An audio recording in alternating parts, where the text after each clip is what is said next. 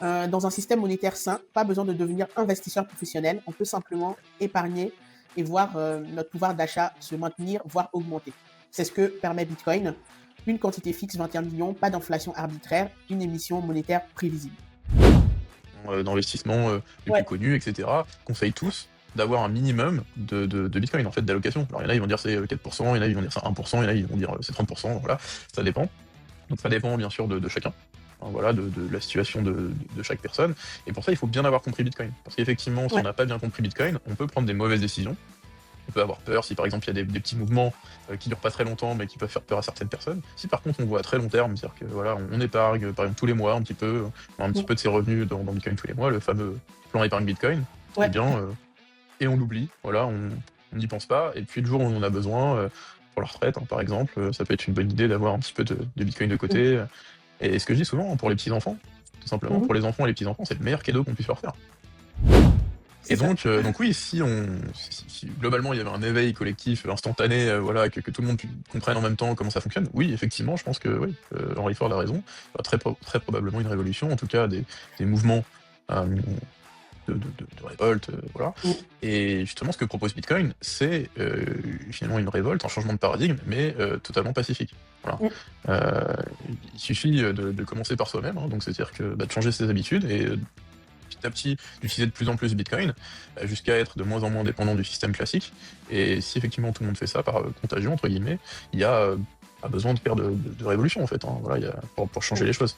Donc aujourd'hui, on a cette possibilité d'utiliser Bitcoin. C'est-à-dire que Bitcoin existe, Bitcoin n'est pas illégal. Voilà, il faut Mhm. quand même le rappeler. Non mais voilà, je pense qu'il y a des personnes qui pensent que Bitcoin est illégal hein, Bien encore. sûr, j'en ai Donc rencontré, ouais. voilà, donc tu confirmes. Hein. Voilà, Bitcoin n'est pas illégal. On peut l'utiliser, donc utilisons-le déjà, Mm. tant qu'on en a encore le droit, Le droit, ouais. peut-être. Mais surtout, voilà aussi, soyons une force de, alors, de proposition bien sûr, mais une force économique. Hein, Mm. c'est-à-dire que quand on utilise Bitcoin en tant que monnaie, voilà, moi c'est mon but, c'est-à-dire que c'est d'utiliser Bitcoin au Ouais, quotidien pour faire mes courses, pour vivre, etc. Le plus possible, autant que je peux. Du coup, plus il y a de personnes qui font ça ou qui essaient de faire ça, plus finalement on a notre mot à dire, on vote avec notre argent. Je pense qu'aujourd'hui le pouvoir de notre vote dans des systèmes politiques comme on a en France, il est très faible, voire mm. voilà, inexistant, sur l'effet que ça a en fait sur la vie quotidienne concrète. Voilà. Moi, quand je vois dans ma vie les décisions entre guillemets que je subis, voilà, que je suis obligé de subir, à aucun moment on m'a demandé mon avis. Que ce soit au C'est niveau ça. local pour faire telle ou telle infrastructure, Mm. tel ou tel travaux, ou que ce soit au niveau national, voire même européen, à quel moment j'ai été consulté? Voilà. On me demande de mettre un papier dans l'urne une fois tous les 5 ans pour élire un clown qui va gesticuler à droite à gauche. Mais concrètement, c'est pas là où se situe le pouvoir, quoi. C'est pas là où on a vraiment une force. Notre force, elle est sur la façon dont on dépense notre argent.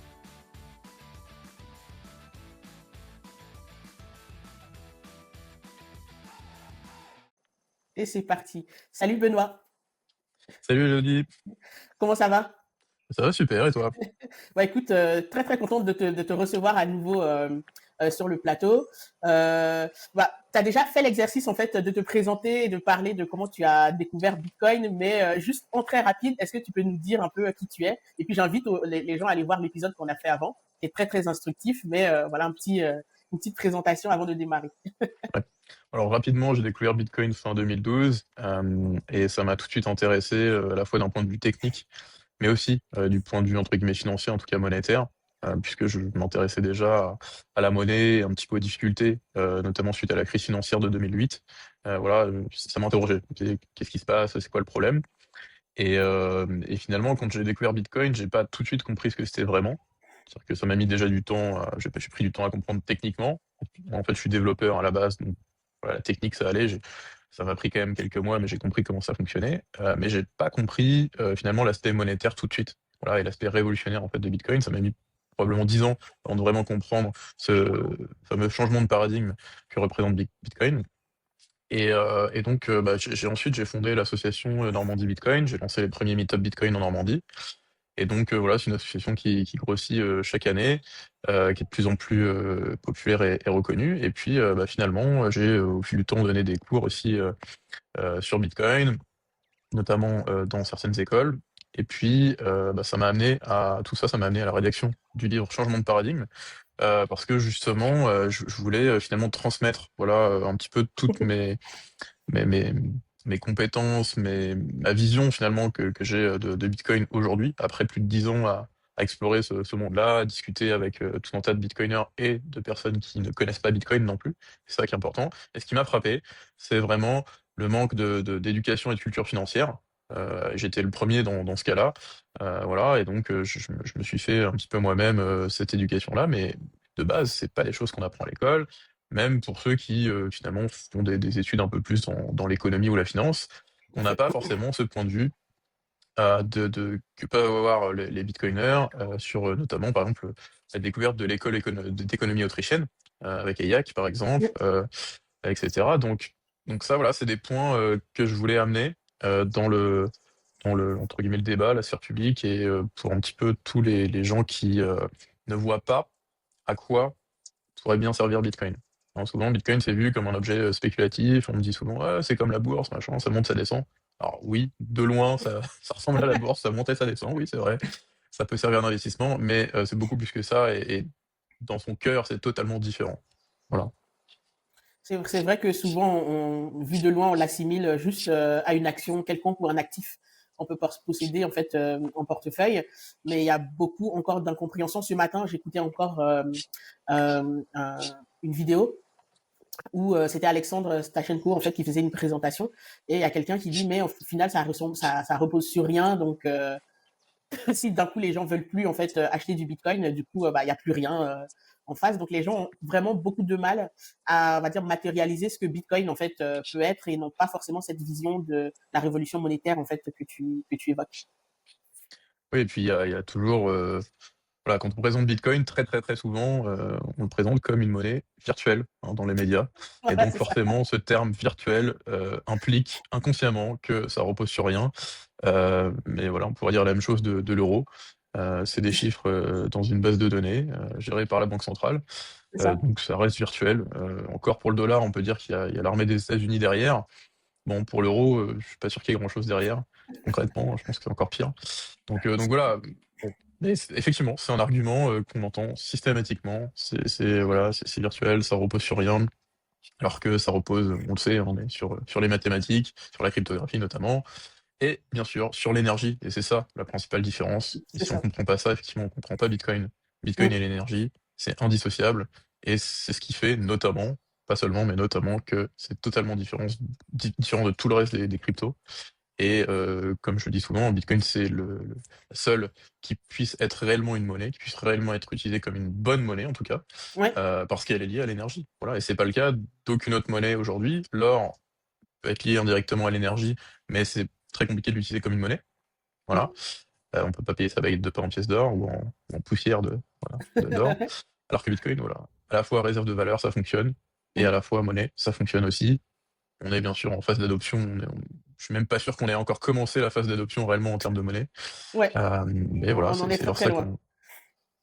qu'on se dirige. En tout cas, c'est ce Mm. que j'espère. Ça marche. En tout cas, il y a encore beaucoup de travail en fait, comme tu disais. Et moi, en tout cas, j'ai lu ton livre, donc je vais le présenter là à l'écran. Et je trouve que grâce à ce genre de livre, c'est facile en fait de pouvoir expliquer Bitcoin parce que en tant que Bitcoiner, souvent on est face à des personnes. On a tellement envie en fait de leur transmettre, de leur expliquer, donc on arrive avec plein de choses en fait qu'on a appris, on déballe en fait beaucoup de choses, mais on a du mal en fait à capter l'attention. Et je trouve que dans ton livre en fait, tu vas vraiment à l'essentiel de ce qu'il faut comprendre en fait sur Bitcoin. Donc c'est pour ça que j'ai tenu à te réinviter pour que déjà tu nous donnes un peu l'histoire du livre et puis au fil de l'émission on prendra quelques passages en fait pour les présenter au public. Oui, bah, je suis très, très heureux que tu aies ressenti voilà, justement mon idée qui était de transmettre ce que je connais de Bitcoin mais d'une manière simple et assez concise. Même des fois, c'est probablement encore trop. Voilà, peut-être qu'il y aura une seconde édition où je retirerai encore du contenu. Je voulais que ce soit le plus accessible possible, mais en même temps sans, et c'est ça qui est difficile, hein, sans rentrer dans une entre guillemets vulgarisation trop extrême où finalement on vient à éviter le cœur du sujet parce qu'on veut le simplifier. Donc c'est vraiment difficile de trouver le juste milieu. Donc j'espère l'avoir fait avec ce livre. Et effectivement, le but, c'était ça, c'est de se dire, bah, finalement, quand je parle de Bitcoin à des personnes qui connaissent pas, on est toujours, nous, voilà, on a compris un petit peu, on est très enthousiaste, Mm. voilà, on balance souvent beaucoup d'informations d'un coup, et puis Voilà, les c'est personnes ça. sont là, ouais, qu'est-ce qui se Ouais, genre, passe? tu m'as aveuglé là. C'est ça. Voilà, c'est un peu ça. Donc voilà, le livre, c'est aussi le fait qu'il soit accessible, mais aussi financièrement, notamment, hein, puisque Ouais, tout à fait. le prix est quand même très accessible. Et en Mm. fait, moi, je commençais comme ça à offrir des livres Bitcoin à des amis, des connaissances, des personnes que je pensais voilà, pouvoir ouvrir finalement sur ce sujet-là. Et donc, ça me coûtait 25 € à chaque livre, un livre de 300 pages. Voilà, très bien. Il y a des très très bons livres Bitcoin qui existent. Mais en fait, voilà, les gens ils lisent un, deux, trois chapitres et ils arrêtent. Et donc, voilà, je voulais essayer d'avoir quelque chose qui soit beaucoup plus accessible que ça, à la fois financièrement, puisque du coup, je peux Mm. acheter pour le même prix 5 fois plus de livres et les offrir à 5 fois plus de personnes. Et en général, enfin, j'ai vraiment offert ce livre à un certain nombre de personnes, et toutes ces personnes, alors peut-être qu'elles l'ont lu aussi parce que c'était moi qui l'avais écrit aussi, et qu'elles me connaissent, donc voilà, bon là, si je le lis pas, il va peut-être mal le Voilà, prendre. c'est ça, je peux plus Voilà. esquiver. Voilà. Mais une fois que voilà, qu'elles l'avaient lu, elles m'ont tout dit. En fait, ça m'intéresse, j'ai envie d'aller plus loin, et j'ai compris que globalement, c'était accessible. Enfin, voilà. Donc, et surtout, elles sont allées au bout. Mm. Ce qui était, je vais pas dire la première fois, mais c'est assez rare. Voilà, effectivement, un livre de 300 pages, aujourd'hui, on sait qu'il y a quand même pas énormément de personnes qui ont leur volonté de lire 300 pages sur un sujet qui, à la base, les intéresse pas forcément. En plus, voilà, C'est je veux ça. dire. Non mais voilà, il y a des personnes qui vont s'intéresser naturellement à Bitcoin et qui vont, voilà, ça va pas trop leur poser de problème de faire cet effort-là. Mais aujourd'hui, finalement, voilà, ça demande un vrai effort de s'intéresser à Bitcoin. Et on a aussi beaucoup de sources Mm. qui sont pas très fiables en termes d'information, qui sont plus accessibles. Hein, je vais pas citer, mais sur YouTube, il y a plein de personnes qui font des vidéos Mm. et avec lesquelles je suis pas d'accord parce que voilà, les informations apportées sont pas du tout qualitatives. Donc voilà, l'intérêt d'un livre aussi, c'est que derrière, on peut avoir des retours. Voilà, j'en ai déjà eu un certain nombre, et donc ça permet aussi d'itérer. Hein, comme je disais, je pense Ouais. que je sais pas quand, mais un jour il y aura probablement une Mais nouvelle de- édition ou une suite, ou enfin voilà, quelque chose qui sera, j'espère, encore mieux que celui-ci. En tout cas, sur ce livre, ce que je peux dire, quand je peux en témoigner, c'est que ça se lit hyper rapidement, c'est digeste. Donc, le point que tu soulevais tout à l'heure, en ça, c'est important parce que, effectivement, un sujet déjà qui n'intéresse pas la personne, un livre de 300 pages, même s'il est excellent, il donne toutes les infos, la personne, et moi j'en ai déjà rencontré, hein, j'ai même déjà offert des livres à des proches sur le sujet. Pareil, en fait, au bout de 10% du livre, bon, Mm. enfin, tu arrêtes parce que déjà c'est pas un sujet qui te passionne et puis ça devient un peu compliqué. Alors que là, franchement, en 2 trajets de train, donc le matin en allant au boulot et le retour, le livre, c'est bon. Voilà, c'est un bon slogan publicitaire, je pense. Ouais. Un aller-retour en train, et c'est bon, vous avez compris Voilà, c'est Bitcoin. ça, c'est bon. Tu as compris l'essentiel. Et puis surtout, il y a le côté vocabulaire que je trouve intéressant parce que c'est vrai que quand on commence à s'intéresser, il y a beaucoup de choses en Mm. fait qu'on confond, parce qu'on entend blockchain, on entend wallet, on entend plein de mots à gauche à droite, mais on ne sait pas trop ce que ça veut dire. Donc avoir comme ça, en plus, c'est très léger, donc on peut se balader avec. J'ai sélectionné quelques passages sans forcément spoiler le livre, hein, donc l'idée c'est aller l'acheter et lisez-le, hein, donc voilà, je vais pas tout vous lire, mais j'ai sélectionné quelques passages que j'aimerais lire et qu'on puisse les commenter ensemble, si tu veux bien. Ouais. Euh, donc un passage, page 16. Dans un système monétaire sain, pas besoin de devenir investisseur professionnel, on peut simplement épargner et voir notre pouvoir d'achat se maintenir, voire augmenter. C'est ce que permet Bitcoin. Une quantité fixe, 21 millions, pas d'inflation arbitraire, une émission monétaire prévisible. Et le passage s'intitule Épargner dans une monnaie saine. Je trouve que le point que tu soulèves en fait sur cette partie, il est hyper important.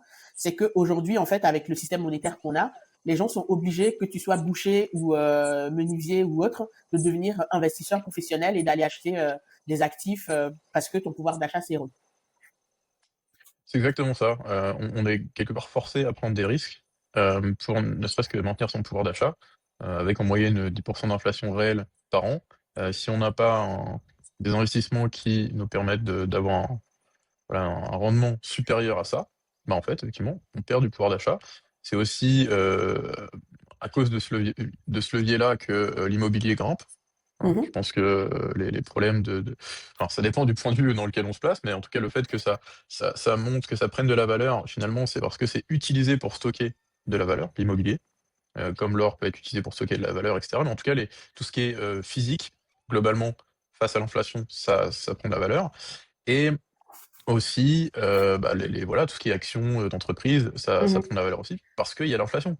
Si on ajuste en fait les rendements de tout ce qui est CAC 40, S&P 500, etc., bah, en fait, on s'aperçoit que enfin, c'est nul, clairement, ajusté face à l'inflation. Ça permet juste de se maintenir, en fait. Et donc, ça oblige éventuellement à prendre des risques, puisqu'on sait qu'en général, les rendements, ils sont là parce qu'en face, il y a quand même un risque. Tout à fait. Et que si on sait très bien que le livret A, voilà, placement préféré des Français, ne rapporte quasiment rien et rapporte moins que l'inflation. Donc le livret A, c'est un moyen de ne pas perdre autant que si on laissait son argent pas sur un livret A, voilà, sur son compte. C'est Si on ça. laisse l'argent sur le compte, c'est le pire. Si on le met sur le livret A, c'est un peu moins pire. Et puis, mais du coup, c'est censé être pas risqué. Et derrière, si on veut vraiment des rendements supérieurs, effectivement, là, il va falloir aller sur des investissements type bourse ou autre.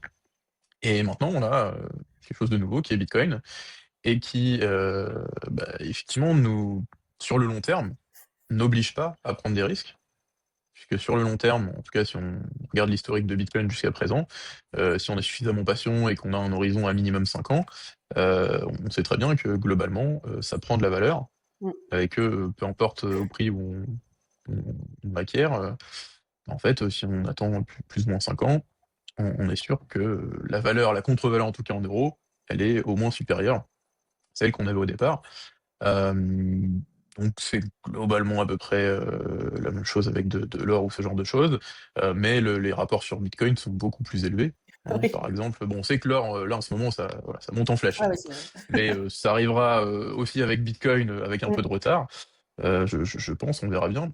Mais voilà, si on prend sur le long terme, on n'a pas besoin voilà, de prendre de risques. Je pense encore une fois que le ratio entre le risque et la performance, on va dire, de Bitcoin est tout simplement imbattable. Voilà, moi, Ouais. je suis pas, c'est pas mon métier hein, d'être, je suis pas trader, voilà, pas du tout. Mais par contre, sur le long terme, euh, voilà, l'histoire nous le prouve, même si c'est un actif qui est encore jeune, il Mm. n'y a juste pas d'équivalent, je pense même dans l'histoire de l'humanité. Voilà, peut-être l'or il y a très très longtemps, j'en sais rien. Mais dans l'histoire moderne, en tout cas, on va dire, la finance moderne, voilà, Bitcoin, c'est juste imbattable. Donc, mon point de vue, globalement, même si, pareil, je fais pas de conseils financiers, ce genre de choses, hein, que ce soit très clair, mais même les plus... aujourd'hui, les fonds hein, d'investissement les plus Ouais. connus, etc., conseillent tous d'avoir un minimum de Bitcoin, en fait, d'allocation. Alors, il y en a, ils vont dire c'est 4%, il y en a, ils vont dire c'est 1%, il y en a, ils vont dire c'est 30%, voilà, ça dépend. Donc, ça dépend, bien sûr, de chacun. Hein, voilà, de la situation de chaque personne. Et pour ça, il faut bien avoir compris Bitcoin. Parce qu'effectivement, si on Ouais. n'a pas bien compris Bitcoin, on peut prendre des mauvaises décisions. On peut avoir peur si par exemple il y a des petits mouvements qui durent pas très longtemps mais qui peuvent faire peur à certaines personnes. Si par contre on voit à très long terme, c'est-à-dire que voilà, on épargne par exemple tous les mois un petit Mm. peu de ses revenus dans Bitcoin tous les mois, le fameux plan épargne Bitcoin, eh Ouais. bien et on l'oublie, voilà, on n'y pense pas, et puis le jour où on en a besoin, pour la retraite hein, par exemple, ça peut être une bonne idée d'avoir un petit peu de Bitcoin de Mm. côté. Et ce que je dis souvent, pour les petits-enfants, tout simplement, Mhm. pour les enfants et les petits-enfants, c'est le meilleur cadeau qu'on puisse leur faire. Je suis d'accord. Voilà, je pense que le livret A, voilà, moi le premier, hein, mes parents ils m'avaient ouvert un livret A, voilà, quand j'étais tout petit. Et bon, j'étais bien content qu'ils l'aient fait. Mm. Mais aujourd'hui, il y a Bitcoin. Et je connais des parents qui font ça, hein, Ouais. qui ouvrent un portefeuille Bitcoin pour leurs enfants. Et c'est le meilleur cadeau qu'on puisse leur faire parce que clairement, avec voilà, l'espace de temps, De temps, forcément, ouais. euh, quand on est jeune, on a plus de temps devant nous, hein, voilà, mécaniquement. Et donc, plus on a de temps devant nous, plus c'est intéressant, bien évidemment, d'avoir du Bitcoin dès aujourd'hui. C'est intéressant pour tout le monde, mais c'est sûr que bon, voilà, quelqu'un arrive à un certain âge peut Ouais. un peu moins voir l'intérêt C'est de ça. Bitcoin pour demain, voilà. Mm. Mais par contre, pour ses héritiers, c'est aussi quelque chose d'intéressant. Donc tout le monde en fait peut gagner à utiliser Bitcoin, que ce Mm. soit en termes d'épargne à long terme, que ce soit aussi comme monnaie, puisque moi je milite clairement pour que Bitcoin soit utilisé comme monnaie partout dans tous les pays du monde et que la législation puisse justement Ouais. s'adapter pour que ça soit de plus en plus facile. C'est qu'en France, c'est un problème. Il y a certaines personnes qui, justement, m'ont parlé de ce sujet-là à propos du livre, m'ont dit: «Ouais, tu n'en parles pas, et cetera, de la fiscalité». Non, c'est vrai, c'est volontaire puisque j'espère que ça va changer, premièrement et ça peut changer et donc l'intérêt du livre, c'est aussi que, j'ai pas besoin de sortir une édition tous les ans pour dire: «Ouais, voilà, cette règle-ci, elle C'est a vrai. changé, maintenant il faut déclarer telle ou telle manière». C'est quelque chose qui j'espère que dans 10 ans, si on ouvre le livre et qu'on le lit, tout sera encore valide. Voilà, tout ce que je dis. C'est C'était justement ça ce que l'idée aussi. je voulais mentionner, c'est que, en fait, c'est un livre qui est intemporel tel qu'il est. C'est-à-dire que tout ce qui est écrit dedans sera vrai encore dans 10 ans. J'espère. Et voilà, c'est ça, dans 20 ans, à moins que bah, quelque chose qu'on ne connaît pas, en fait, se soit produit et que Bitcoin soit plus là. Mais en tout cas, les éléments que tu as mis en avant, en tout cas concernant Bitcoin, sont ceux qui sont immuables et qui vont continuer en fait à être là. Donc, en tout cas, moi, la fiscalité m'a pas manqué dans ce livre. En tout cas, voilà, j'ai pas pensé à ça. Mais je te rejoins parfaitement. En fait, c'est que Bitcoin, il faut le voir comme une solution d'épargne, pas forcément en fait le côté investissement. Donc, de se dire, bah, tous les mois, en fait, je garde une partie de mon épargne en Bitcoin, justement pour éviter que ça soit dans un support, donc la monnaie qui perde de sa valeur structurellement, tout simplement. Je vais chercher un autre passage. Alors, bah, c'est la page d'après, c'est rigolo. Euh, il est heureux que les gens de la Mmh. nation ne comprennent pas notre système bancaire et monétaire, car si c'était le cas, je crois qu'une révolution éclaterait avant demain matin. Henry Ford. Pareil, Ça m'a bien fait rire. alors elle est très souvent reprise cette citation dans plusieurs Ouais. livres Bitcoin et effectivement elle est tellement intéressante que je l'ai aussi reprise. Et c'est pour ça que je commence le livre aussi par décrire, voilà le fonctionnement du système actuel et pourquoi il est problématique, avant de parler de la solution qui est Bitcoin. Et effectivement, on a du mal à comprendre comment ça fonctionne vraiment parce que ça paraît tellement incroyable, tellement, délirant presque, qu'on se dit: «Mais c'est pas possible, c'est pas possible que ça fonctionne comme ça». C'est bah, voilà, ça paraît quand même hallucinant. C'est Et ça. donc oui, si globalement il y avait un éveil collectif instantané, voilà, que tout le monde comprenne en même temps comment ça fonctionne, oui, effectivement, je pense que ouais, Henry Ford a raison. Il y aura très probablement une révolution, en tout cas des mouvements, hem, de révolte, voilà. Mm, Et justement, ce que propose Bitcoin, c'est, finalement une révolte, un changement de paradigme, mais totalement pacifique. Voilà. mm. Il suffit, de commencer par soi-même, hein, donc c'est-à-dire que, bah, de changer ses habitudes et petit à petit, d'utiliser de plus en plus Bitcoin, jusqu'à être de moins en moins dépendant du système classique. Et si effectivement tout le monde fait ça par, «contagion» entre guillemets, il y a, pas besoin de faire de révolution en fait, hein. Voilà, il y a pour changer les choses. Donc aujourd'hui, on a cette possibilité d'utiliser Bitcoin. C'est-à-dire que Bitcoin existe, Bitcoin n'est pas illégal, voilà, il faut Mhm. quand même le rappeler. Non mais voilà, je pense qu'il y a des personnes qui pensent que Bitcoin est illégal, hein, Bien encore. sûr, j'en ai Donc rencontré, ouais. voilà, donc tu confirmes, hein, voilà, Bitcoin n'est pas illégal. Alors il y a probablement des pays dans lesquels c'est interdit, hein, Ouais, en 2-3 pays, Algérie, toujours les voilà. mêmes, hein, voilà, bon.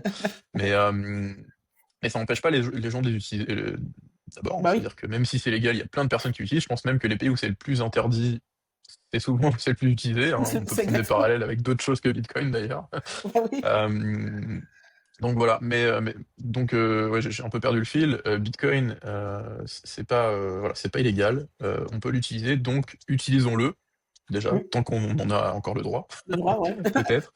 Mais surtout, voilà aussi, soyons une force de, alors de proposition bien sûr, mais une force économique, hein. Mm. C'est-à-dire que, quand on utilise Bitcoin en tant que monnaie, voilà, moi c'est mon but, c'est-à-dire que c'est d'utiliser Bitcoin au Ouais. quotidien pour faire mes courses, pour vivre, et cetera, le plus possible, autant que je peux. Du coup, plus il y a de personnes qui font ça ou qui essaient de faire ça, plus finalement on a notre mot à dire. On vote avec notre argent, hein. Je pense qu'aujourd'hui le pouvoir de notre vote, dans des systèmes, politiques comme on a en France, il est, très faible, voire, Mm. voilà, inexistant, sur l'effet que ça a en fait sur la vie, quotidienne concrète. Voilà. Moi quand je vois dans ma vie les décisions entre guillemets que je subis, voilà, que je suis obligé de subir, à aucun moment on m'a demandé mon avis. Que ce soit au C'est niveau ça. local pour, faire telle ou telle infrastructure, Mm. tel ou tel travaux, ou que ce soit au niveau, national, voire même européen, à quel moment j'ai été consulté? Ah ouais. On me demande de mettre un papier, dans l'urne une fois tous les 5 ans pour élire un clown, qui va gesticuler, à droite à gauche. Mais concrètement, c'est pas là où se situe le pouvoir, quoi. C'est pas là où on a vraiment une force. Notre force, elle est sur la façon dont on dépense notre argent. Il y a Ouais, aussi une instants qui disent: «On peut aussi voter avec nos pieds». Donc c'est-à-dire, changer de pays si vraiment, le pays dans lequel on vit, correspond plus du tout à ce qu'on souhaite. Il peut y avoir aussi un arbitrage géographique. Et déjà, il tout à faut fait. commencer par l'arbitrage économique. Donc c'est de se dire: «On utilise Bitcoin comme monnaie autant que possible», et donc on a aussi, c'est-à-dire que je vais aller chez un commerçant qui va accepter Bitcoin, Oui, par défaut. C'est-à-dire que si j'ai 2 commerçants, il y en a un qui accepte Bitcoin et l'autre qui n'accepte pas Bitcoin, je vais aller chez celui qui accepte Bitcoin. Et donc ça va inciter les commerçants, globalement, à accepter Bitcoin si on est de plus en plus nombreux à faire ça. C'est mécanique. Et donc il y en a qui, jusqu'au bout, bon, voilà, ne voudront pas l'accepter, c'est leur problème. Ils auront moins de clients. C'est mmh, c'est c'est mécanique. Et ceux qui acceptent Bitcoin et qui en plus gardent cette trésorerie sous forme de Bitcoin, ils sont récompensés, puisque ça prend de la valeur. Voilà, donc c'est ce qui se passe. On le voit avec justement l'association Normandie Bitcoin. Il y a un certain nombre de magasins, notamment les magasins Carrefour, qui acceptent Carrefour, de ouais. plus en plus Bitcoin dans la région, Mmh. parce qu'ils ont compris, tout simplement, que c'est dans leur intérêt, les gérants de ces magasins-là. Bah oui, Voilà, c'est tout. c'est des commerçants, hein. Un commerçant va être très Voilà, pragmatique. très pragmatique. Mais pour ça, il faut arriver quand même à leur expliquer, Mmh. pourquoi c'est intéressant pour eux. Et donc, bah, ça fait partie aussi voilà, des objectifs de ce livre. Si ça peut aussi amener des commerçants à comprendre Bitcoin et donc à l'accepter, ce sera parfait. Mais moi, je pense, je suis, enfin, à part le côté fiscal, en tout cas en France, qui n'incite pas, en tout cas, à utiliser du Bitcoin pour payer, d'un point de vue, en tout cas, du consommateur. Je suis plutôt optimiste sur le fait que un commerçant, en fait, comme ils ont ce pragmatisme, ils sont vraiment terre à terre, en fait, les commerçants. Donc, dès lors qu'il a capté le fait que Bitcoin, c'est un moyen de paiement et qu'il y a des clients en face en fait qui ont envie de payer avec, il se dit bah moi de toute façon aujourd'hui, enfin quand on prend l'exemple par exemple d'un restaurateur, j'accepte les chèques ACV, les machins, les trucs. Mmh. S'il y a une communauté en fait de gens qui utilisent Bitcoin pour lesquels Bitcoin c'est important, je vois pas pourquoi j'aurais pas le logo Bitcoin en fait devant mon magasin. Et Voilà. puis du coup ça fait que petit à petit il se dit bah tiens j'achète ce truc là donc je vais essayer de comprendre en fait ce que c'est. Et puis petit à petit comme ça il se fait orange pile mais ils sont assez open en fait pour l'accepter en fait, même s'ils comprennent pas tout en fait du fonctionnement. Ouais, tu l'as dit, c'est un autre moyen de paiement. Voilà, c'est tout. Mmh, Et effectivement, le chèque vacances, voilà, alors on n'a pas de chèque Bitcoin, mais je sais pas, il y a peut-être un concept à lancer. c'est clair. Voilà, Bitcoin, notamment via le réseau Lightning, Ouais. c'est un autre moyen de paiement comme Visa, Mastercard ou autre, tout simplement. Et ça peut être très simple pour le commerçant, même les commerçants qui veulent pas accepter, qui veulent pas garder de trésorerie en Bitcoin. Bon, Mmh, c'est dommage pour eux, mais ils font ce qu'ils veulent. Ils peuvent très bien recevoir en euros sur leur compte. Et donc, en termes de déclaration, etc., c'est hyper simple. En fait, c'est comme s'ils recevaient un paiement, s'ils étaient payés par virement au lieu d'être payés par Visa. Voilà, c'est juste un autre moyen de paiement. Après, le problème avec la régulation finalement en France, c'est que ça décourage surtout les clients, cette fois, d'utiliser Bitcoin comme monnaie. Et donc, c'est ça. s'ils sont pas encouragés à le faire, bah, du coup, le commerçant, lui, a moins d'intérêt, forcément, à accepter les paiements, puisqu'il dit, bah, finalement, en face, il y a personne qui veut utiliser Bitcoin, il y a personne qui veut utiliser Bitcoin pour payer. Et c'est déjà arrivé, hein, dans certains endroits où il y a eu des expérimentations comme ça. Il y avait tout un tas de commerçants qui acceptaient Bitcoin, et finalement, ils voyaient qu'ils avaient très peu de personnes qui l'utilisaient Mmh. comme moyen de paiement. Et donc, ils se sont dit, bah, ça sert à rien qu'on le garde, parce qu'il y a personne qui l'utilise. Bon, moi, je dirais, ça coûte rien de le Ouais, garder. c'est ça. Donc, voilà, pourquoi arrêter? Parce qu'il y Mais a pas effectivement, d'abonnement, rien, donc tu peux continuer à l'avoir, hein. voilà, ça c'est important de noter qu'il n'y a pas d'abonnement. Au Mmh, pire, il y a une commission. Voilà, il peut y avoir une commission sur les transactions, mais il n'y a pas d'abonnement. Donc c'est vrai que finalement, une fois qu'on a sauté le pas, bah, on est prêt. Voilà. mmh. Et donc pourquoi pas le garder. Mais voilà. Donc c'est vrai que moi, j'essaie de communiquer là-dessus, sur le fait que c'est important d'utiliser Bitcoin comme monnaie, Ouais. et qu'il y a des moyens de le faire aussi, voilà, sainement et correctement et sans avoir à, à se prendre la tête, entre guillemets, que ce soit trop complexe. C'est fait pour que ce soit complexe, volontairement, mais il n'y a pas besoin que ce soit complexe dans la Complexe, réalité des choses. c'est Voilà. clair. Mais justement, ça me fait penser à un de tes posts que j'ai trouvé assez juste. Bah là, on va s'écarter un peu du livre, mais on va y revenir après, où tu indiquais que on parle beaucoup de transformation numérique, de transformation digitale et tout ça, donc avec l'intelligence artificielle, le cloud et tout Mm. ça pour les entreprises, mais on aborde très peu la question en fait aussi de la modernisation et de la transformation en fait des moyens de paiement qui vient avec, on va dire, un objet hybride tel que Bitcoin. Et moi, je l'ai noté parce que j'ai assisté à un événement de la CPME dans mon coin il n'y a pas très longtemps. Et justement, en fait, le mot de transformation digitale était sur toutes les bouches. Donc, il y avait des conférences partout, voilà, sur l'intelligence artificielle, les réseaux sociaux, comment les commerçants peuvent l'intégrer, en fait, etc. Et puis, du coup, bah, effectivement, j'ai pris la parole pour dire, mais enfin, il y a quand même un truc qui manque, en fait, dans votre histoire. Donc, quand j'ai vu ton post, ça m'a fait plaisir que tu évoques ce sujet. Ouais, bah, voilà, exactement. Moi, je fais le même constat, c'est qu'on parle d'IA partout, hein, là, en ce moment, voilà, c'est la hype, comme on dit. Bon, les réseaux sociaux, ça fait longtemps qu'on en parle. Et effectivement, bon, ceux qui les utilisent pas encore, en tout cas, quand on a des produits ou des services à proposer, c'est vrai que bon, c'est quand même utile d'utiliser ce levier-là. Mais Bitcoin, ouais, non. Alors que c'est au cœur de la transformation digitale, C'est ça. puisque voilà, enfin, il y a rien de plus digital pour le coup que Bitcoin. Et je préfère utiliser le terme numérique et ou l'anglicisme digital pour parler de Bitcoin que virtuel. Voilà, Oui. je pense que c'est beaucoup plus approprié. C'est une monnaie numérique. Voilà, qu'est-ce que Bitcoin? C'est une monnaie numérique qui est finalement indépendante, hein, il n'y a pas un organisme, une entité qui contrôle cette monnaie-là. Et c'est ce qui assure justement son indépendance. On parle souvent de la Suisse parce que c'est un État qui est soi-disant neutre, etc. Bon, bah voilà, Bitcoin, c'est un petit peu la monnaie à la Suisse. D'ailleurs, la Suisse et Bitcoin, ça Oui, fait plutôt bon ménage. D'ailleurs, Barack exactement. Obama hein, avait dit Bitcoin, c'est comme avoir une banque suisse dans sa poche. Je trouve que j'avais trouvé ça assez. Et il avait dit il y a déjà un certain nombre d'années, hein, je trouvais ça assez intéressant la comparaison, Ah même si c'est pas tout à fait la même chose, hein, ouais. difficilement comparable. Mais il y a un peu ce côté-là de neutralité, moi que j'aime bien dans Bitcoin. C'est voilà, c'est pas une monnaie qui est de droite, qui est de gauche, qui est enfin voilà, on peut lui coller toutes les étiquettes qu'on veut, mais en fait c'est un Ouais. outil qui est neutre, comme Internet. Enfin, je veux dire, on peut pas dire Internet, c'est je sais pas, c'est de droite, c'est de gauche, c'est d'extrême droite, il y a tout. Il y a Sur tout, Internet, on peut trouver tout, bien mais sûr. de moins en moins parce qu'il y a de plus en plus de censure aussi. Mm. Voilà. Donc ça, c'est un point important. Et je pense que il y a aussi un aspect intéressant avec Bitcoin et l'écosystème qu'il y a autour. Et là, je parle pas du Web3 hein, ou de blockchain ou de quoi que ce soit, Mm. mais par exemple, il y a Nostr. Voilà, Nostr, c'est un réseau qui est décentralisé, qui n'utilise pas de blockchain, mais par contre qui permet de faire des paiements aussi via Lightning. Voilà. Donc c'est très intéressant. Hein, pour ceux qui ne connaissent pas, je vous invite à chercher un petit peu là-dessus. Nostr s'écrit Nostr. Ouais. Et bah, ça permet aussi d'avoir une expression qui est beaucoup plus libre, puisqu'on sait qu'aujourd'hui, sur les réseaux sociaux, sur YouTube, sur voilà, Twitter, enfin, je vais pas tous les citer, bah, on peut pas dire ce qu'on veut. Voilà, il y a des règles, alors c'est bien qu'il y ait des règles, mais Mm. quand toutes les plateformes ont plus ou moins toutes les mêmes règles, bah, il y a plus vraiment de liberté. Hein, voilà, donc c'est bien aussi qu'on ait une porte de sortie. On a cette porte de sortie pour la monnaie qui est Bitcoin, Mm. et pour tout ce qui est communication, liberté d'expression, on a aussi cette porte de sortie qui est Nostr.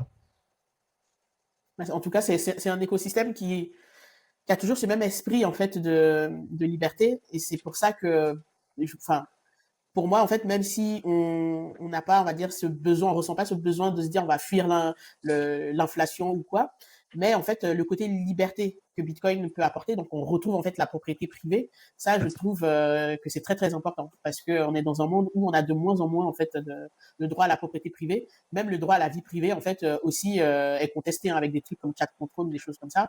Donc voilà, Bitcoin permet aussi en fait de récupérer d'une certaine façon la propriété privée de son argent et du fruit de son travail. Exactement, et j'aime bien le parallèle en fait que tu viens de faire entre propriété privée pour Bitcoin, ce qui est 100% Mm. vrai. Bitcoin, c'est même très probablement le seul moyen d'avoir une véritable propriété privée. Voilà, parce qu'on peut revenir à l'immobilier ou ce genre de choses. Il y a toujours un moment donné où, en fait, c'est pas vraiment à vous, si on regarde bien dans le détail. Voilà, Ouais, Bitcoin, vous pouvez vraiment être totalement propriétaire, donc c'est la vraie propriété privée. Et c'est vrai que la vie privée aussi, il y a ce côté censure, mais il y a aussi ce côté surveillance, effectivement. c'est ça. Et Nostr permet aussi, justement, d'avoir une vie privée, puisqu'on peut très bien avoir un compte où on diffuse ce qu'on a envie de diffuser, sans donner notre numéro de téléphone, notre adresse mail, etc. Il suffit, comme Bitcoin, on installe une application, on a notre clé privée, on Mm. fait ce qu'on veut, on demande d'autorisation à personne. Donc effectivement, ouais, ouais, c'est des outils qui sont très intéressants pour contrebalancer effectivement toutes ces, je sais même pas comment appeler ça, ces régulations, ces lois, Ouais, enfin c'est voilà, ça. tout ce délire en fait de contrôle Le contrôle, qui est ouais. incarné par justement chat control, Mhm. qui est bien sûr toujours pour notre bien, bien évidemment. Voilà, mais non, non, enfin voilà, la direction que prend notamment l'UE, sur ces sujets-là de vie privée, de liberté d'expression, ouais, c'est une pente qui est quand même très glissante. Il y a tous les aspects identité numérique aussi. Mhm. Hein, voilà, c'est encore un autre sujet, mais c'est des choses qui arrivent. Voilà, j'invite un petit peu ceux qui savent pas trop ce qui est en train de se jouer à regarder du côté de la Chine. Voilà, ça permet de voir un peu ce qui pourrait arriver si on Exactement. laisse les choses se faire. Donc ouais, Bitcoin et cet état d'esprit un petit peu de liberté, ça va ensemble. Mhm. Concrètement, c'est quelque chose qu'on retrouve pas forcément ou même pas du tout dans d'autres projets. Et donc c'est ce qui m'intéresse moi le plus, c'est effectivement cet aspect liberté. Bien sûr, on n'est pas là pour perdre de l'argent, hein, mais, Oui. mais voilà, l'aspect liberté, il est le plus important. Et c'est pour ça que tu parlais tout à l'heure, quand il y a des gens qui commencent à voilà, acquérir voilà, un petit peu de Bitcoin et qui peuvent avoir peur. Et en fait, d'ailleurs, je regarde une interview là je crois que c'est Pavel, je me souviens plus de son nom, là, le fondateur Ah, de de Telegram. Telegram, ouais. Voilà. Et donc lui qui avait commencé très tôt aussi avec Bitcoin et qui était là pour la liberté. Mais Mm. du coup, il est devenu très riche. Voilà, mais aussi très libre. Et pour moi, la liberté, c'est la vraie richesse, entre Mhm. autres. C'est sûr, si t'es pauvre, t'es pas libre.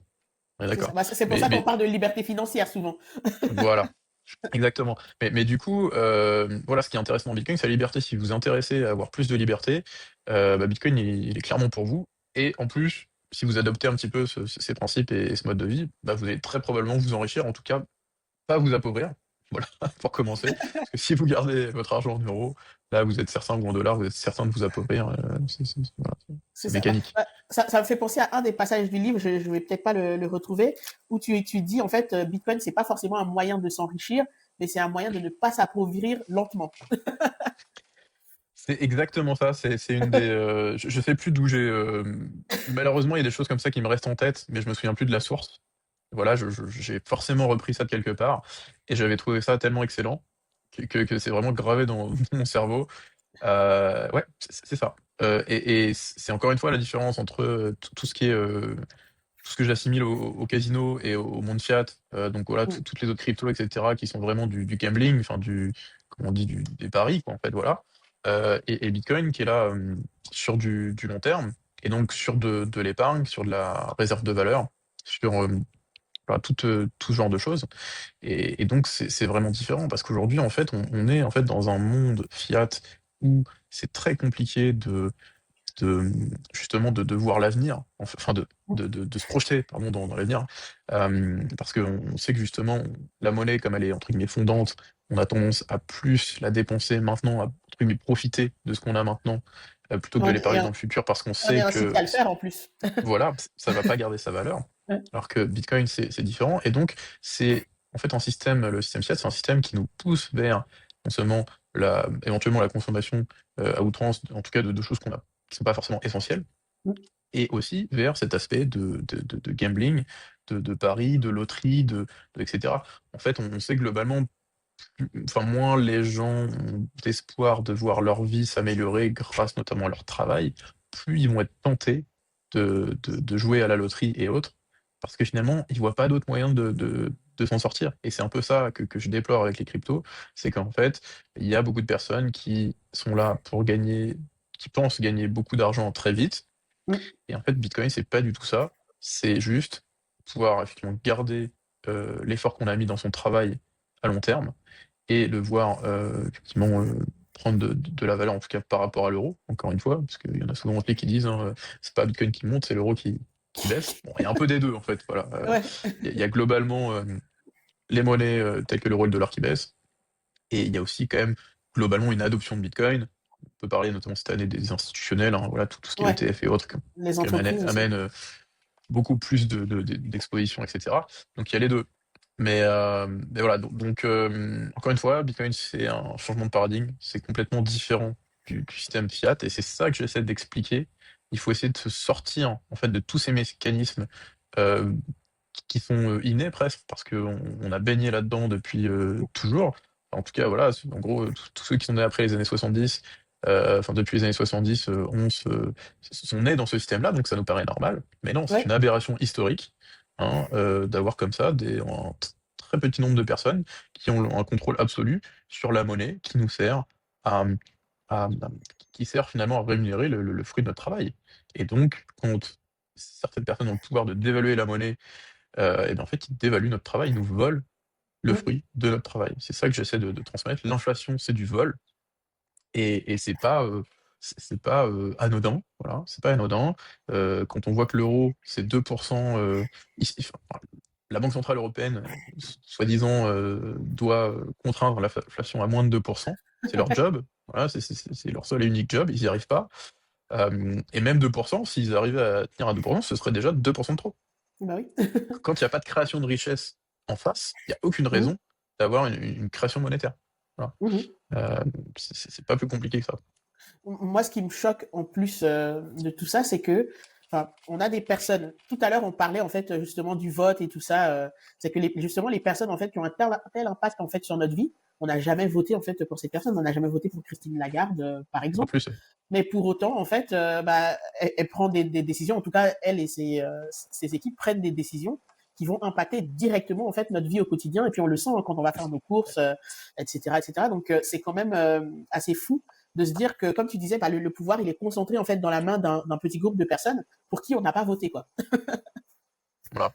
Voilà. Là où sur Bitcoin, en fait, bah, les règles sont claires. Et puis quand on met son argent sur Bitcoin, bah, les règles en fait bah, de fonctionnement de l'actif, en tout cas de la monnaie qu'on utilise, elles sont connues, elles sont immuables et puis elles sont transparentes. Donc on sait dans Ouais. quoi en fait on met les pieds. Alors, ce qui est intéressant aussi, c'est on peut parler de la décentralisation de Bitcoin d'un point de Mm. vue technique, mais aussi d'un point de vue de gouvernance. Et notamment, en ce moment, voilà, il y a un certain nombre de débats dans la communauté Bitcoin. Et Ouais. donc, c'est important de comprendre aussi qu'en tant qu'utilisateur de Bitcoin, vous avez un pouvoir, vous pouvez avoir un pouvoir, entre guillemets, de vote, sur les décisions qui peuvent être prises, puisque vous avez Mm. la possibilité d'accepter ou pas une mise à jour. Vous avez la possibilité de changer de ce qu'on appelle le client, de logiciel en fait, Ouais. qui permet d'accéder au réseau Bitcoin. Et donc, vous avez un vrai pouvoir. Alors qu'effectivement, dans la façon dont fonctionne l'euro, vous avez absolument aucun pouvoir. Le seul pouvoir que vous avez, c'est de choisir dans quel commerce vous allez dépenser votre argent. Encore heureux, Voilà. mais je sais pas si ça va durer très longtemps. Hein, Ah voilà, bah on oui, verra parce avec qu'avec l'euro l'euro numérique. numérique, on pourra te dire ah bah non, t'as mangé trop de viande, c'est bon, c'est pour ce mois-ci. C'est ça. Donc voilà, ça va être compliqué pour moi. Donc voilà, du coup, ça c'est un aspect aussi qui est très important, qui distingue aussi encore une fois, je pense, Bitcoin d'autres projets, c'est que la décentralisation, elle est à plusieurs niveaux.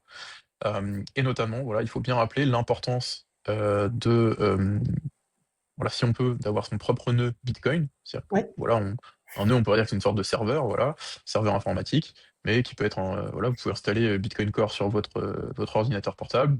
Ah, par exemple, il faut avoir un petit peu d'espace disque, mais ça Mm. vous permet de vérifier vous-même vos transactions, ça permet aussi d'améliorer la vie privée, etc. Et d'avoir un certain pouvoir, voilà, sur la vie du réseau. Parce que s'il y a un certain nombre de règles qui sont proposées, par exemple, par des développeurs, eh bien, vous avez la possibilité de refuser ça, par exemple, refusant la mise à jour ou en changeant de logiciel.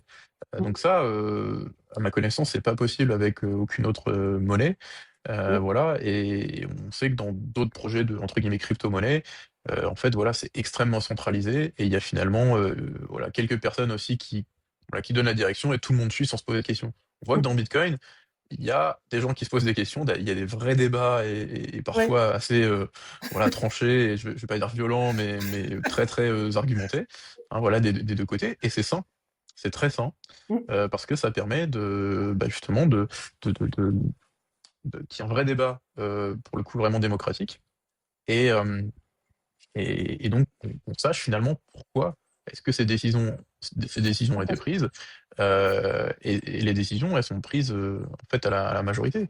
Donc qu'est-ce qu'il y a de plus démocratique que ça? Je sais pas trop. En termes de monnaie, pour moi, encore une fois, Bitcoin, c'est la monnaie de la liberté, et c'est Ouais. une monnaie qui est saine, qui est juste et démocratique. Si vraiment on veut aller vers quelque chose qui soit réellement démocratique et pas de la démocratie d'apparence, en fait, hein, voilà, la démocratie représentative, ce n'est pas la démocratie. Il faut quand même le Le dire et le rappeler, ouais. rappeler. La démocratie, c'est le pouvoir du peuple par le peuple.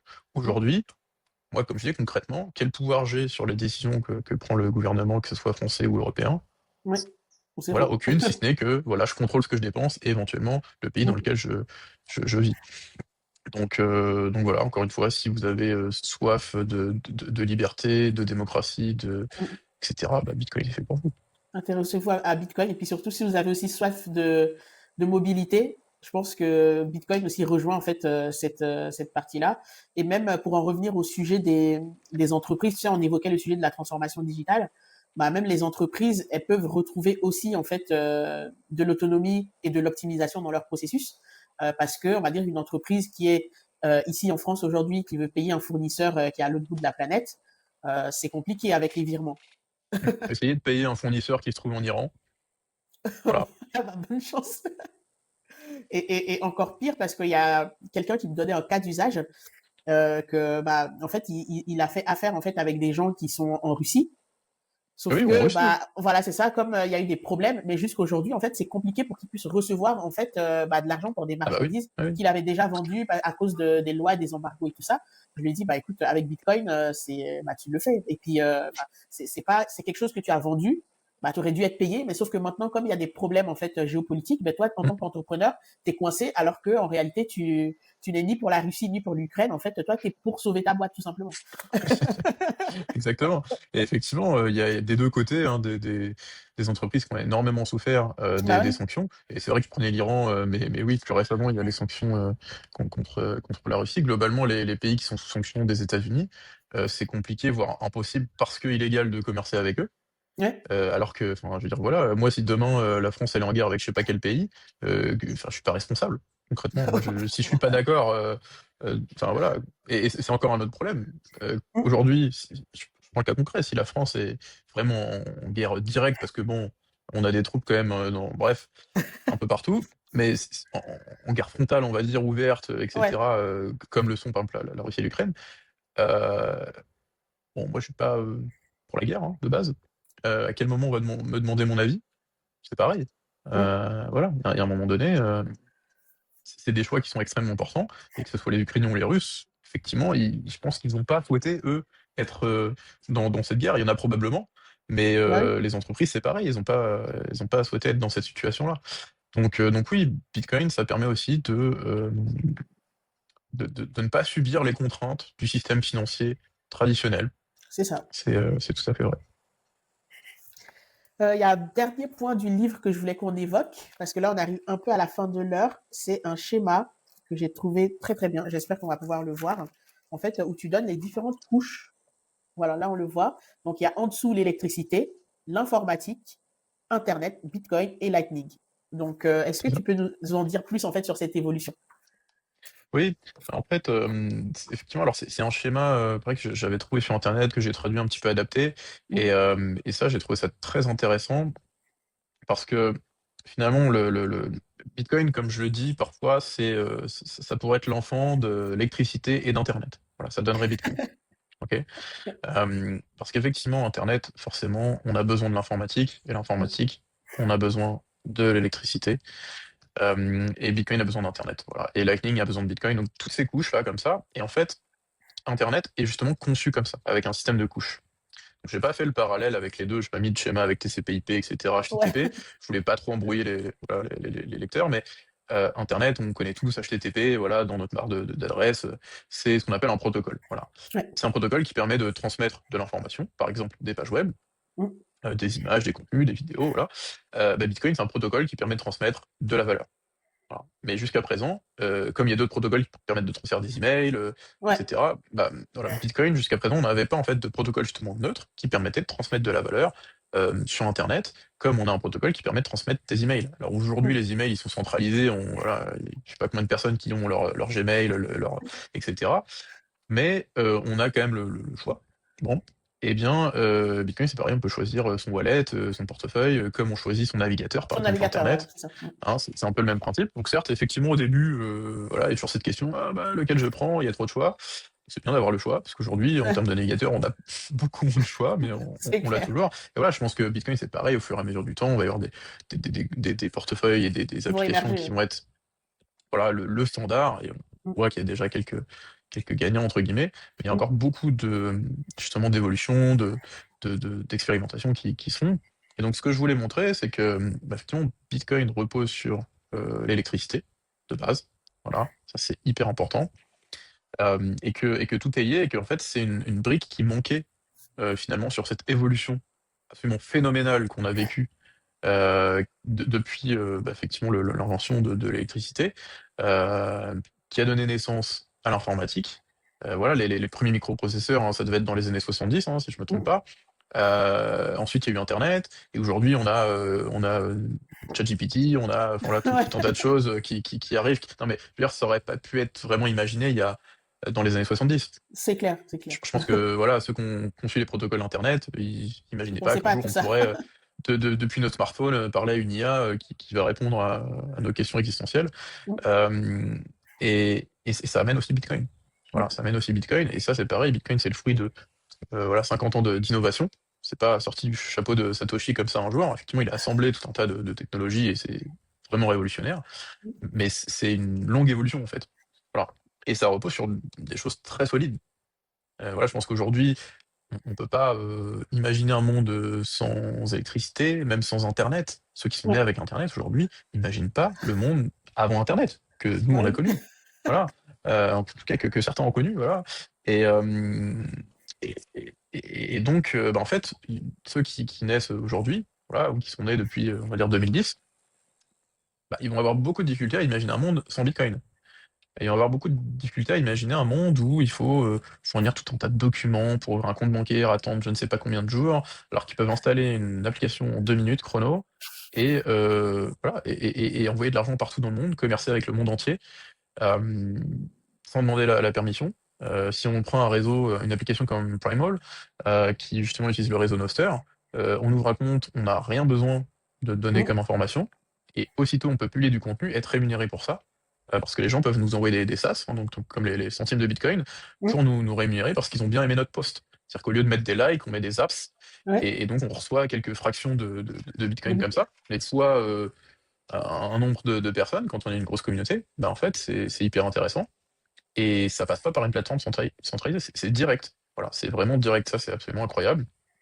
Donc, euh, Génial. donc voilà, voilà, tu me connais, je pourrais en parler pendant des heures. Oh, des heures. Ce schéma, il est là pour voilà, bien poser les choses, notamment mettre le lien entre Bitcoin et l'énergie, aussi montrer que c'est une brique et que au-dessus de Bitcoin, il y a Lightning, et au-dessus de Lightning, on le voit aussi aujourd'hui, il y a d'autres briques à côté ou au-dessus, hein, voilà, qui commencent à se construire, Ah, et non, qui vont permettre aussi des usages de Bitcoin qui sont plus étendus, qu'on peut éventuellement retrouver sur d'autres réseaux aujourd'hui, mais qui, à mon sens, ne fonctionnent pas correctement parce que justement, il manque cette base qui est la décentralisation et la sécurité. la sécurité surtout, ouais. Et donc voilà, Bitcoin, on a la sécurité et la décentralisation, qui est extrêmement importante. Alors oui, c'est lent, un bloc toutes les 10 minutes, mais c'est normal, c'est fait pour. Il faut savoir qu'il y a eu tout un tas d'expérimentations qui ont été faites, y compris sur des vrais projets, de timing de blocs, et qu'en fait, 10 minutes, c'est ce qui fonctionne le mieux. Le mieux. Voilà. Entre justement la rapidité, la décentralisation, la sécurité, en fait, 10 minutes, c'est ce qu'il faut pour qu'on ait une sécurité sur le réseau qui soit bonne, pour qu'on ait une décentralisation qui soit bonne. Et au-dessus, on ajoute de la rapidité et des fonctionnalités. Rapidité sur la couche 2 avec Lightning, fonctionnalité sur les couches 3, par exemple, avec tout un tas de projets. On peut citer RGB, il y a Liquid aussi en sidechain qui là a un nouveau langage qui s'appelle Simplicity, qui permet de faire des smart contracts très évolués. Donc voilà, il y a des possibilités pour ceux qui veulent s'amuser, faire des choses un peu innovantes au-delà de l'aspect purement monétaire. C'est possible sur Bitcoin, il n'y a pas besoin d'aller chercher ailleurs. Certes, c'est assez récent, hein, donc, ce que je dis, hein, c'est effectivement aujourd'hui, maintenant sur Bitcoin, on peut faire des choses qui sont possibles depuis plus de 10 ans sur Ethereum. Oui, sauf que du coup, sur Ethereum, au final, on voit que ça marche pas. En tout cas, ça marche pas correctement. Parce que, oui, avec Bitcoin, ça a pris du temps. Parce que c'est vraiment de la recherche et développement. Simplicity, ça a pris Blockstream, qui est quand même une des principales entreprises de l'écosystème Bitcoin, hein, voilà, c'est pas n'importe qui. Ça leur a pris 10 ans à concevoir ce langage. Ah ouais, 10 Parce ans. qu'ils ont fait les choses correctement. Ouais. Mais aujourd'hui, c'est vraiment révolutionnaire ce truc. Il faut s'intéresser à la simplicity. Ça résout, je vais pas dire tous les problèmes, mais quand on regarde justement les problèmes qu'il y a ailleurs, sur d'autres projets, sur d'autres chaînes, c'est extrêmement intéressant. Et il n'y a pas que ça, hein, il y a des projets comme Arc, il y a des projets comme RGB, bon là, je ne vais pas tous les citer. Et ces projets-là passent un peu inaperçus dans ce brouhaha, en fait, Ouais. crypto. Et donc voilà, pareil, pour ceux qui sont un peu plus tech, cette fois, intéressez-vous à tous ces projets qui sont dans l'écosystème Bitcoin, qui sont trop peu connus, qui sont certes pas forcément hyper accessibles, hein, il faut, voilà, il faut en vouloir, il faut avoir Ouais. un esprit un peu curieux et technique. Mais voilà, c'est là pour le coup, on construit des vraies choses. C'est pas de la spéculation, c'est pas du marketing. Marketing, ouais, c'est Justement, il y a trop peu de marketing à mon goût, mais ils prennent le temps de construire les choses. Voilà, ils mettent l'argent là où il faut, les moyens là où il faut. Et une fois que c'est prêt, là, effectivement, il y a éventuellement du marketing qui vient. C'est pas l'inverse, c'est pas on fait le marketing avant que ce soit prêt, hein, comme on voit sur beaucoup trop de ah ouais, projets. des fois, c'est beaucoup de fake it until you make it, hein. C'est 100% ça. Voilà, c'est 100% ça. Mais en tout cas, moi, ce qui me fait ce schéma, en fait, ce qui m'inspire, bah, c'est clairement tout ce que tu disais, c'est que on est vraiment, pour moi, encore au tout début. C'est-à-dire, justement, les gens des années 70, quand Internet, en fait, était au début, était encore une idée, on n'imaginait pas tous les usages, en fait, qu'on a aujourd'hui. Donc, pour moi, les usages, en fait, de Bitcoin, ils sont encore devant nous. Il y a encore, en fait, pas mal de choses qui vont arriver. En plus, c'est un écosystème, contrairement à ce que, moi, j'avoue, j'avais cette vision, en fait, au début, quand j'ai commencé à m'intéresser à l'univers, en fait, blockchain et tout ça, où je me disais, mais Bitcoin, en fait, ça build pas beaucoup, il n'y a pas beaucoup de choses qui se passent, mais c'était vraiment une idée erronée parce que bah, justement, en creusant un peu, tu vois que bah, c'est un univers qui build en fait beaucoup, il y a des choses qui se passent, il y a des nouveautés en fait qui sortent, et donc on est vraiment, pour moi, au tout début en fait du potentiel en fait que Bitcoin peut offrir. C'est ce que ce schéma, je me dis, si on se reparle peut-être dans 5 ans, il y aura encore d'autres couches en fait Bien au-dessus. sûr. C'est ça, et exactement. C'est-à-dire que là, aujourd'hui, c'est assez difficile d'imaginer quel sera le, entre guillemets, ChatGPT de Bitcoin. C'est ça. Hein, voilà, entre les protocoles internet et ChatGPT, encore une fois, il y a un paquet d'années. Entre effectivement le lancement du réseau Bitcoin et l'application que tout le monde utilisera, qui sera absolument incroyable, et qu'on se posera même pas la question finalement de savoir comment ça fonctionne derrière. Parce que Ouais, aujourd'hui, euh, tu te souviens un petit peu de la phrase que j'avais utilisée, il n'y a pas besoin de savoir démonter le moteur d'une voiture pour tout la à fait, tout conduire. à fait. Bah, c'est la même chose avec Bitcoin. Alors, faut quand même savoir comment ça fonctionne, hein, voilà. Faut Mmh. savoir qu'il y a un volant, il y a une pédale d'accélération, il y a le frein aussi, c'est important quand même, le frein. Ouais, Mais voilà, il n'y a pas besoin de savoir démonter le moteur. Et aujourd'hui, je pense que 99% des gens qui utilisent Internet, ils savent pas comment ça fonctionne le protocole, hein, bah TCP/IP, oui, ils savent pas les paquets, les machins, les bah oui. datagrammes. Voilà. Ils savent qu'ils voilà, ils ouvrent leur navigateur, ils vont Ça sur internet, fonctionne, au pire, ils tapent une adresse ou ils vont sur enfin, voilà. Ils installent une appli, je veux dire ChatGPT, ils savent pas comment ça fonctionne, ils installent une appli, bien voilà. sûr. Eh bien, Mmh. demain, avec Bitcoin, ce sera la même chose. On saura qu'on a un portefeuille, qu'il faut pas perdre ses 12 mots, et je pense que d'ici là, on aura plein de moyens, hein, on le voit Ouais, aujourd'hui avec tout ce qui est multisignature, des applications comme Liana ou d'autres qui permettent d'avoir des moyens de sécuriser ses clés différemment.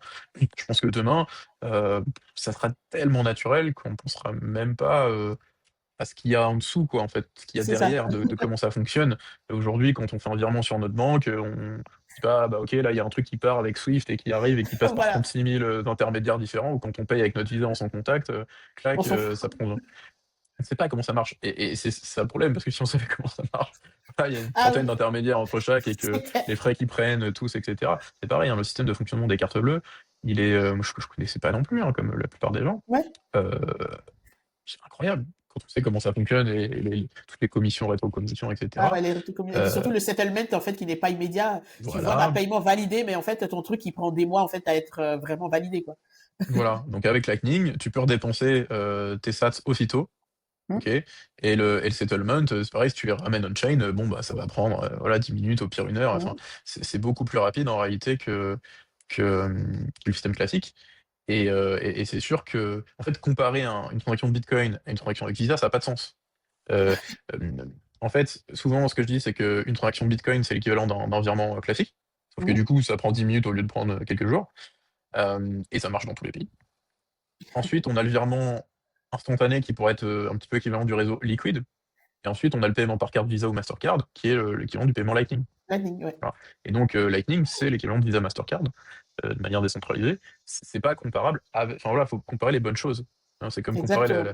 voilà, on sait très bien la consommation énergétique de Bitcoin à des pays, etc. Non, enfin, ça n'a aucun sens. Comparons ça à l'utilisation de l'énergie par le système financier Bon. classique, Ouais. ou éventuellement à des data centers tels Netflix ou autres. Hmm. Ça a beaucoup plus de sens que de comparer ça à la consommation d'un pays. Bitcoin n'est pas un pays. Ça n'a rien à voir, je veux Non, mais dire. ça c'est pour faire un peu de populisme et de. Voilà. Et voilà, on n'éteint pas la consommation d'un pays en un claquement de doigts. C'est Voilà, ça. alors que Bitcoin, c'est adaptable. On voit très bien aujourd'hui que justement, comme l'intelligence artificielle aussi amène de la consommation énergétique qui Mmh. n'est pas pilotable. Hein, il faut le savoir, parce que c'est comme les Bien sûr. serveurs web, etc. Si il y a beaucoup de requêtes pour l'IA à un moment précis, bah, c'est quand les gens sont réveillés, hein, globalement, bah, C'est il faut ça. qu'il y ait des serveurs qui tournent. Et qu'est-ce qu'on fait quand les serveurs ils tournent pas? Bah, il y a toujours de l'énergie. Donc là, on peut faire du minage de Bitcoin. Donc, on voit Mmh. aujourd'hui que des compagnies qui font de l'AI bah, commencent à s'intéresser au minage de Bitcoin et des compagnies qui font du minage de Bitcoin s'intéressent aussi à héberger des services AI parce que finalement, ça permet d'avoir en fait de rendre ça beaucoup plus rentable. Ouais, euh, voilà, dans les deux sens.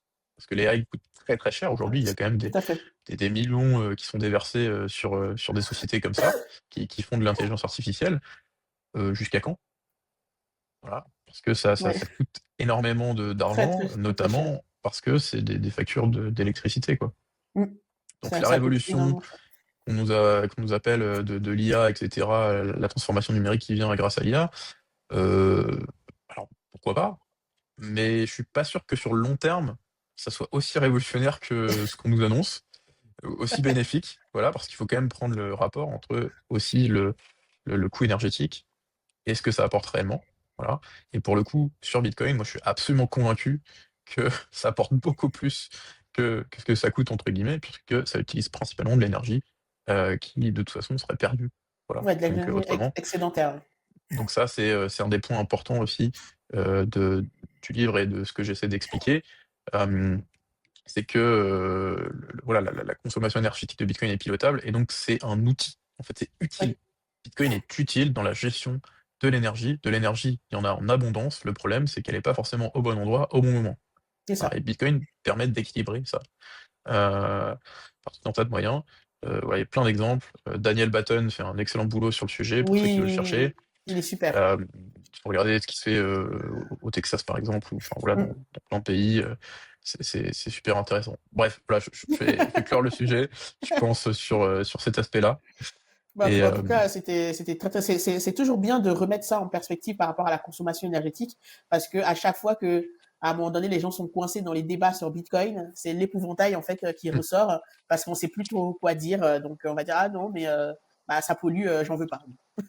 Là, ouais, voilà, parce que malheureusement, le lien est fait entre consommation énergétique et pollution, ce qui est faux. c'est ça. Voilà. Ça dépend d'où vient l'énergie. Si tu as une source d'énergie propre qui est en abondance et qui n'est pas utilisée, qui de toute façon aurait été produite, Mhm. euh, il y a pas de mal entre guillemets justement à l'utiliser. C'est même utile justement d'utiliser une énergie qui n'aurait pas utilisée mais qui aurait été Bien sûr. produite Mhm. et pas tomber dans ce piège de dire la meilleure énergie c'est celle qu'on consomme pas. Non, c'est faux. Voilà. Pourtant, en fait, l'humain a Factuellement, c'est tendance faux. à, voilà, c'est ça, Hmm. à consommer de l'énergie en fait pour toute activité humaine. Donc à un moment donné, enfin c'est un peu utopique de se dire qu'on va s'auto-restreindre en fait dans l'énergie qu'on utilise. C'est juste qu'il faut utiliser une énergie qui est à peu près propre et puis maximiser celle qu'on va consommer de toute façon. Donc utiliser Bitcoin pour consommer les excédents, quoi. Voilà. En fait, c'est intéressant parce que ça résume bien finalement le manque de compréhension qu'il y a autour de Bitcoin. C'est que comme j'ai identifié justement ce manque de compréhension du fonctionnement de la monnaie et Mmh. globalement de l'économie, hein, la culture économique qui est très faible globalement en France, bah, il y a aussi cette méconnaissance de l'énergie. Euh, Moi, au début, j'étais pareil, enfin, voilà, j'étais convaincu par Bitcoin, mais j'avais quand même ce truc de me dire, ouais, enfin, bon, quand même, le côté énergétique, Mmh. ça me plaît pas trop, quoi. Pourtant, j'étais vraiment Bitcoiner à fond, quoi. Et bah, du coup, j'ai étudié aussi ce monde de l'énergie qui est absolument méconnu.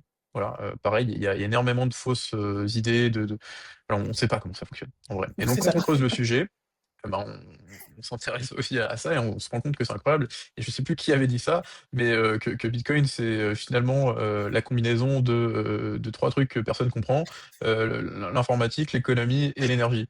Voilà. Voilà, un truc comme ça, hein, je dis ça de mémoire. Et ouais, en fait, c'est ça. La réalité, c'est que, effectivement, techniquement, il y a pas beaucoup de personnes qui comprennent comment fonctionne voilà, les réseaux distribués, etc., le hachage, la cryptographie. Bon, il y a quand même un paquet de trucs dans Bitcoin qui sont pas si simples en termes de fonctionnement. Ouais. C'est vrai, mais encore une fois, besoin de tout comprendre. Euh, on n'a pas de culture financière et on ne sait pas du tout comment fonctionne l'industrie de l'énergie. Donc les trois ensemble, forcément, ça fait un mélange qui, au premier abord, bah, c'est quoi les réactions? Bah, c'est un scam, c'est un Ponzi, c'est une arnaque, Voilà, c'est ça. parce que c'est presque trop beau pour être vrai. Voilà. Mais en fait, quand on creuse chaque aspect, et il faut le vouloir, Mmh. bah, ouais, on se rend compte que en fait, c'est juste génial, c'est une solution à beaucoup de problèmes. Ça va pas résoudre, hein, tous les problèmes du monde, on est d'accord, mais c'est quand même un sacré bon début, Mmh.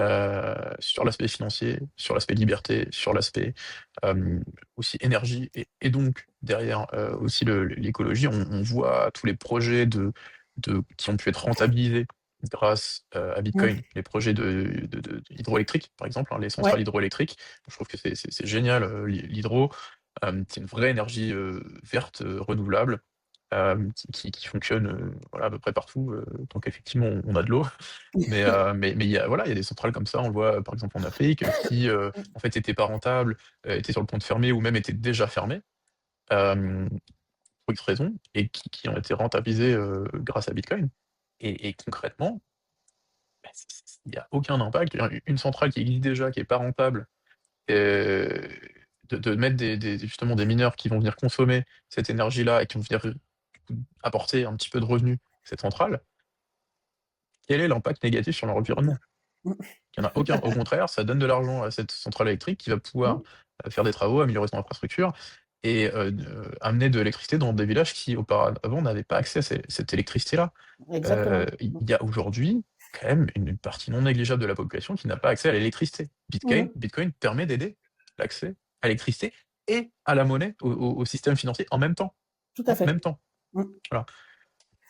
C'est un bénéfice social absolument énorme pour certaines populations que nous, bien sûr, on ne conçoit absolument pas dans notre position, qui est, extrêmement privilégiée, d'Européens de l'Ouest.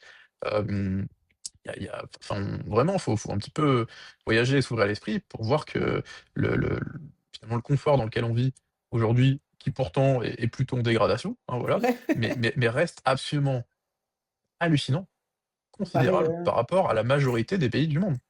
Par rapport à mmh. la majorité des pays du monde.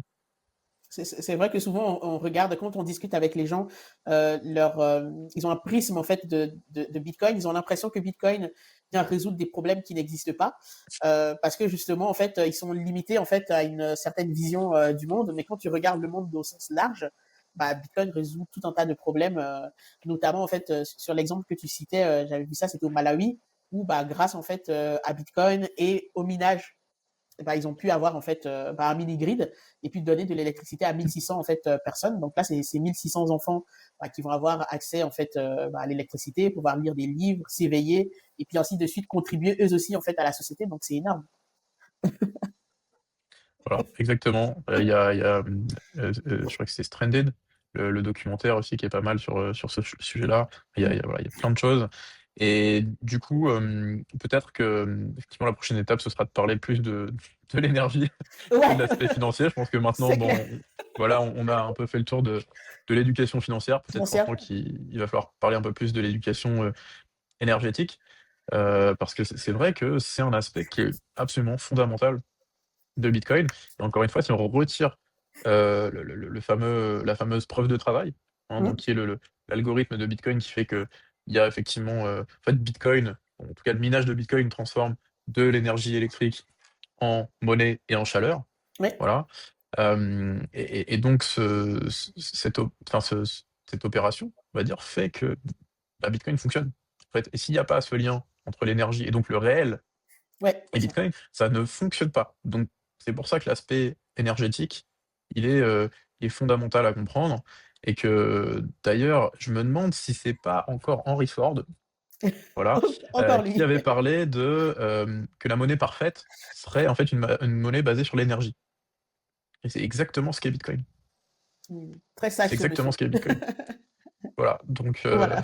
je Je vous pense laisse qu'on méditer voilà, là-dessus. voilà, c'est ça, c'est pas mal en fait pour conclure. En tout cas, merci beaucoup Benoît. Enfin, là, on sera amené à refaire d'autres épisodes et le prochain, on va le focaliser sur l'énergie. En tout cas, merci pour cette belle conclusion. Merci en tout cas Merci à pour ce toi. bouquin. Et puis, si vous n'avez pas d'idée en fait de cadeaux de Noël, bah voilà, c'est pas très cher, ça se lit rapidement. Donc, n'hésitez pas à offrir ça à quelqu'un ou bien même pour vous-même pour comprendre en fait ce que Bitcoin apporte au monde. Merci Benoît. Merci beaucoup encore pour ton invitation et c'est toujours un plaisir de discuter avec toi donc voilà. À bientôt, je À pense. bientôt. Salut.